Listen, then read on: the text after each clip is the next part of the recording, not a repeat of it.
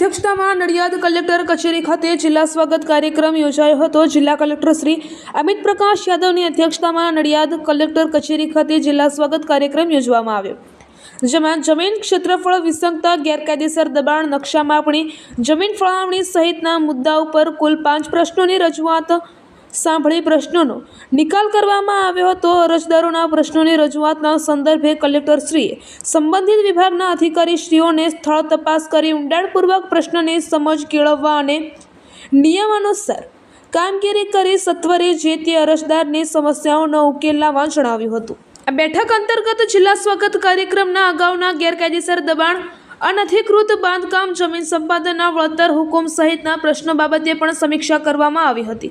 કલેક્ટરશ્રીએ ખાસ કરીને ગૌચરની જમીનો ઉપરના ગેરકાયદેસરના દબાણો દૂર કરવા તથા જમીન સંપાદનના વળતર અંગેના પ્રશ્નોનો તાકીદે નિકાલ કરવા સૂચના આપી હતી।